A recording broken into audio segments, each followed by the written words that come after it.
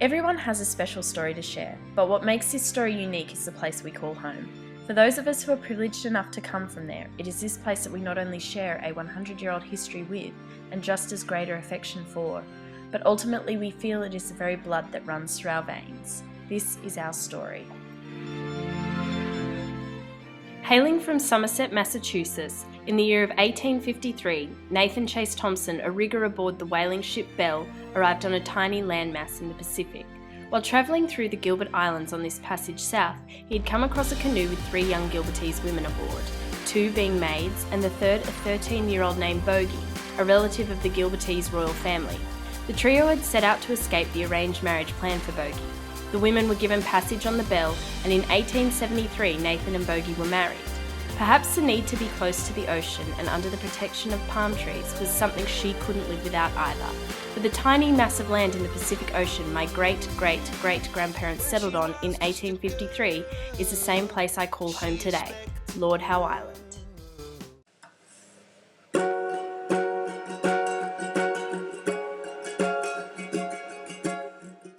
As my aunties Thelma and Lois, both descendants of Nathan and Bogey, shared with me recently, island life wasn't always easy. Growing up, the only connection with the outside world was the arrival of ships, seen anywhere between 3 to 6 months apart at a time. The arrival of ships could be very exciting, bringing mail and supplies, or a saving grace for those unfortunate enough to fall ill and be taken to mainland Australia, where they could receive necessary medical treatment. Oftentimes, emergency procedures were conducted on the island, with little to no medical equipment. At times, they were lucky enough to have at least one doctor or nurse on the island. Until the 1950s, there was no electricity, and streetlights were instead the stars, which guided the girls along the palm-covered dirt roads at night. Horses, sleighs and carts were used as land transport, and wooden boats to navigate through the ocean.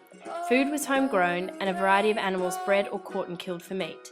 Sense of community was also very important, and big picnics with island families took place often, and an excuse to frock up.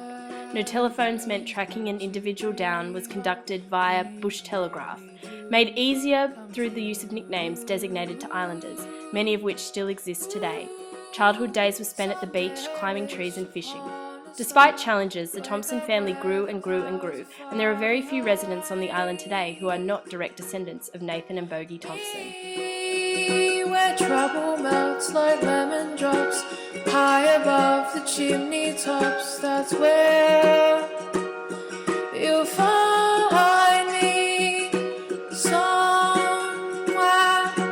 over the rainbow. Ooh, birds fly, and the dreams that you dare to. Why can't I?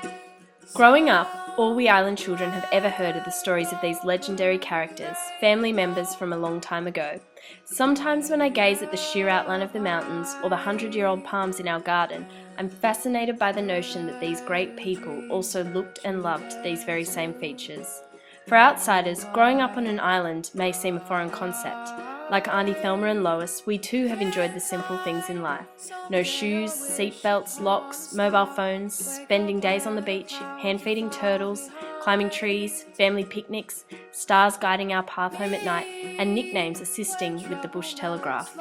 Aside from electricity, we now have cars, our groceries arrive on a cargo ship once a fortnight, mail and aeroplanes arrive once a day, weather depending of course, and an air ambulance is available to medevac those who are really ill.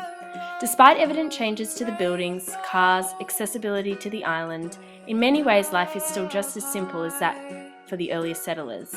If there was one thing that could be pinpointed that consistently remains, however, is the unequivocal passion and pride islanders have for our history, but also importantly, our very special home. Can't I?